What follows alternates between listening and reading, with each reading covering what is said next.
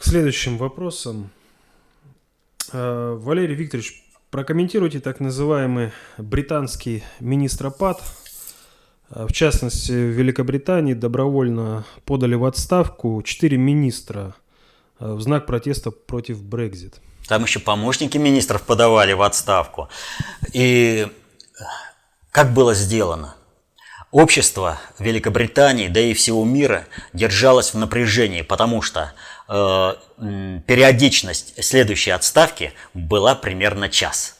То есть отставка одного министра, через час другой, через час третий, еще через час четвертый, ну и там до мелочи добавилось. И чего они все-то так возбудились? А все говорят из-за Брексита. А чего так Брексит? Так вроде как надо же выходить. Британия же проголосовала, она же сбросила с себя Европу, она же теперь процветать должна.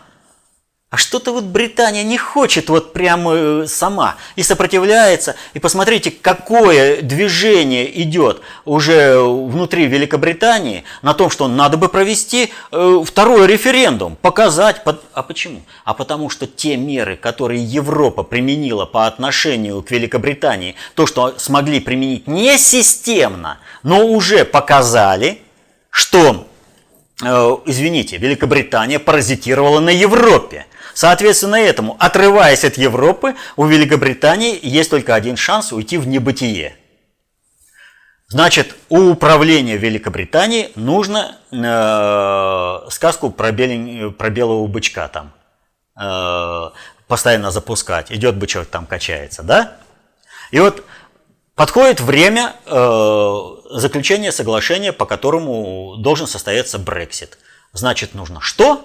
Нужно привести систему в то состояние, когда она не сможет в идеале заключить этот Брексит, это соглашение. То есть, вот представляете, состоится Европейский саммит, где должно быть принято решение о Брексите, а в это время в Великобритании правительства нет. Просто оно находится в процессе переформатирования. Значит, опять все откладывается. Ведь посмотрите, как тянут и тянут. Ну, в принципе, о Брексите я все сказал тогда, когда он состоялся, этот референдум. Ровно вот это все и идет. Потому что тогда невозможно было, подготавливали к переформатированию всю Европу, но нужно было поставить в отстой, нужно было Европе придать устойчивость, поэтому нужно отдать победу было сторонникам Брексит, чтобы Британия наелась этого Брексита по полной не хочу, и после этого заявила: все, мы хотим вернуться в Европу. Ну вот оно и идет.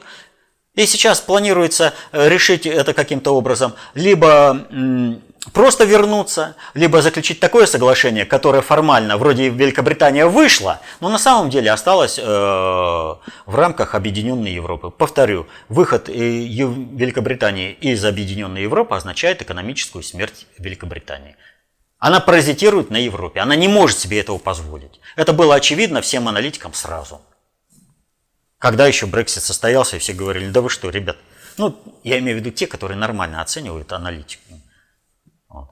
Те сразу понимали, ну, не потянет Британия. Ну, что она может делать? Фунты печатать, а за счет разницы валют получать непроизведенные ресурсы, товары и услуги. Ну, вот она и делает.